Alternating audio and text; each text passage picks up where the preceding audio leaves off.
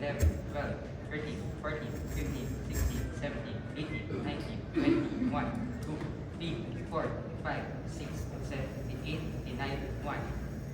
Head tilt, chin lift. Normal breath. Breathe. Hindi ko na siya bublowin. Second breath. 1, 2, 3, 4, 5, 6. Ilang cycle po ulit? 5. Ratio po. 40, 30 is to 2. 20, 1, 2, 3, 4, 5, 6, 7, 8, 9, 2.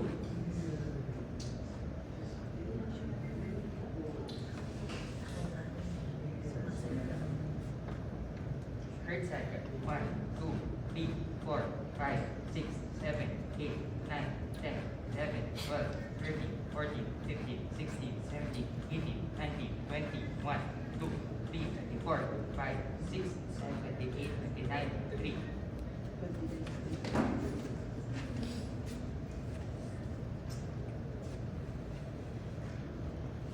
Fourth cycle. 1, 2, 3, 4, 5, 6, 7, 8, 9, 10, 11, 12, 13, 14, 15, 16, 17, 18, 19, 20, 1, 2, 3, 4, 5, 6, 7, 8, 9, 4.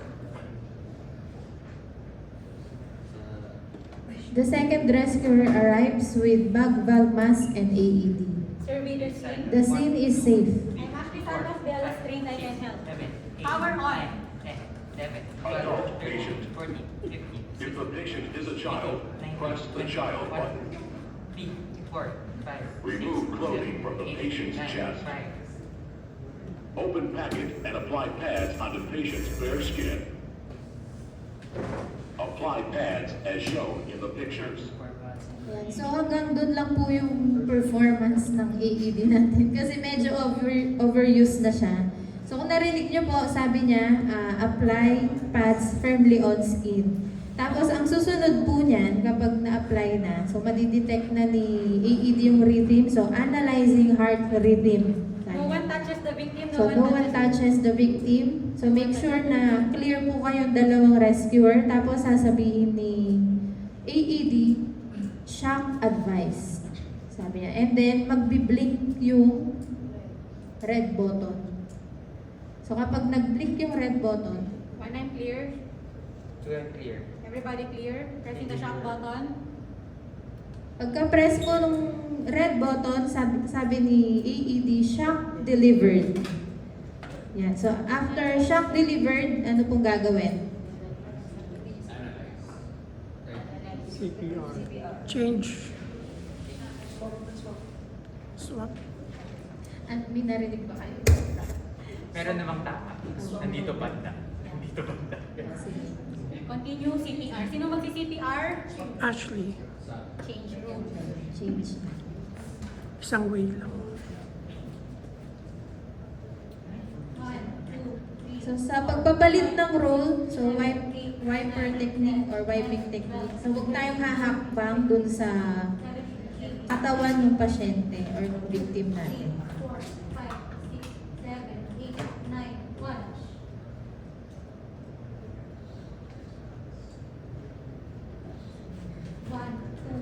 So same pa din, 5 cycle. 7, 8, 9, 10, 11, Same mechanism following the rules. Head shifting. The easy 3, 4, 5, 6, 7, 8.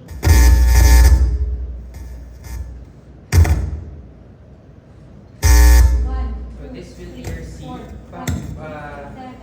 Pang tayo din siya ng C sa mouse. Yung E pang kaya. 10.